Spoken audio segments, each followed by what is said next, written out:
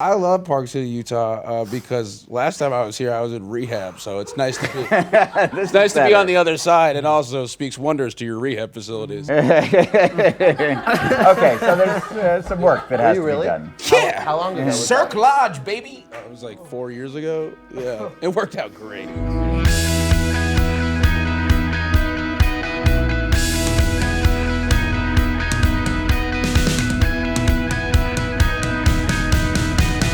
The story is something that I've wanted to tell for a really long time. This was really the first script I wrote. I wrote it a little while ago, maybe 5 or 6 years.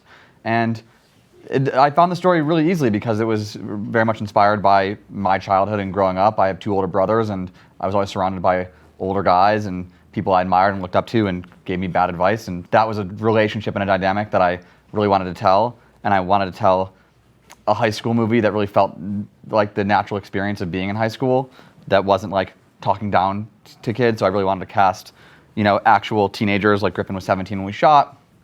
And so that was really, what led me to this story. And it's something and as soon as I wrote it, I wanted Pete to play Zeke. I've been trying to get him to play the role for how long, Pete? Oh, for 5 years. For like 5, yeah, I've been trying, yeah. But the first time I saw Pete do stand-up, I knew that role, that older kid, that like really cool guy, had to be played by a stand-up comedian.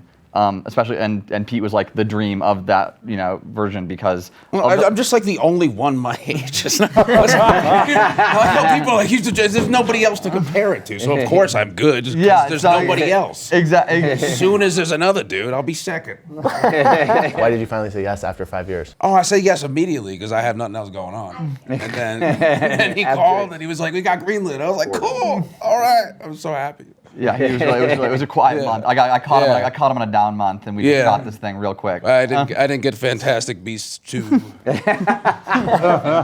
I called. I was like, you will after I this. offered to pay to be an extra. I just wanted to be in the back with like a wand, and they were like, "Get the fuck out of here." They'll let you do it after this one, I promise. I hope so. Fucking and yeah, Jesus. so Griffin was it was important that I cast a true high school kid, and Griffin like stood out like leaps and bounds among the rest. Back to your movie, Jason. Back to my movie. I'm trying to make and sell and hopefully sell. No, listen.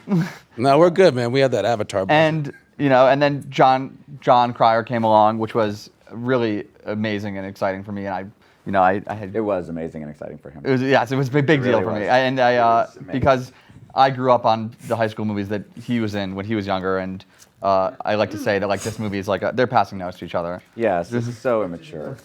I guess. You're. It's one from earlier. Yeah, it says you're a turd. Is what it says. I'm gonna save that for later. When you get the authenticity of having a 17-year-old in your movie. 3 interviews ago, you're a turd got passed around. Just so you know, it still works. It's still gold. But It's also still comedy gold. That's the. Most respected actor out of all of us. It always falls on you. I'm so I know. sorry. I don't know why. Every time John starts talking, Right as I went to dinner, he said, "John," I'm like, "Ah." John, can you talk about who you played? Sure. I'm sorry. What? Can you talk about the role that you played? Oh, I played Griffin's dad. I was a bit of a calming influence. I was apparently the reason they smoked less on our floor of the hotel. Yeah. Many people in the hotel were grateful to me for that. Yeah. But 216. No, the movie is about Griffin falling into a friendship with Pete Davidson's character and obviously Colson's character. And my character is because I'm his dad, I'm threatened by it. I'm staying on topic, Pete Davidson. I'm staying on topic because that's how it's done. I'm not doing anything. Welcome to show business, Pete Davidson. So that's my character. Pete, you dyed your hair for this role? I did. Well, honestly, I honestly always wanted to dye my hair, and then everybody made fun of me, and I was like, "It's for the role." It was so good. I did call you. I did. We talked about it a lot. We talked about it. It was for the role. Yeah. And I thought he just called you and he was like, "Hey, look, I'm getting he was my like, hair "Here's the dyed." deal." Well, I wanted to shave my head, and then, No, we had talked about it, and I think that it worked because it really that kind of bleach blonde look felt This is very trash. It felt like that character. Just like from what you can see, and like obviously like the movie really came to life while we were shooting.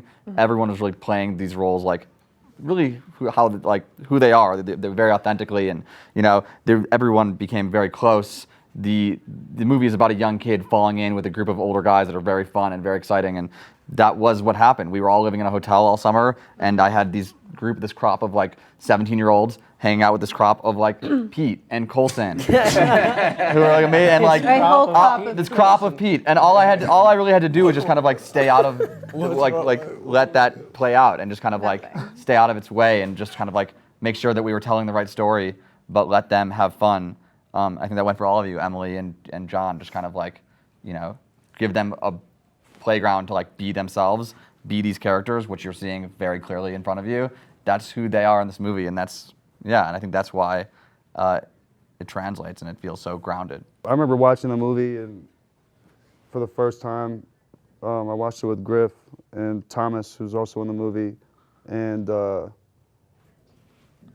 you always hope that a movie geared towards telling the youth story isn't corny, and a lot of times it is. And this was one of those ones when you watched it, it was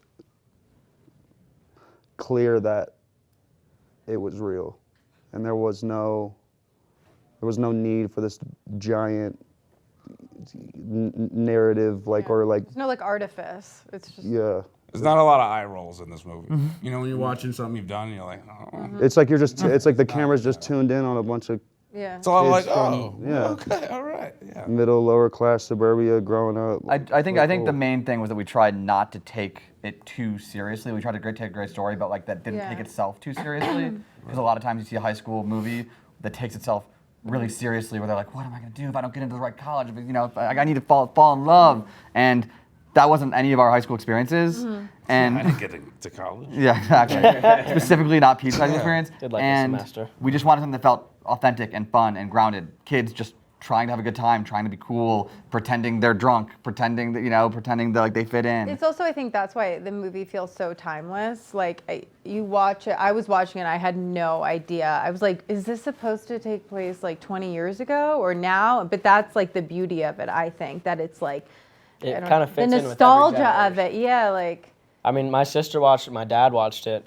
That's a lot of generational gaps, and everyone, found something that they could relate to, and they all loved it.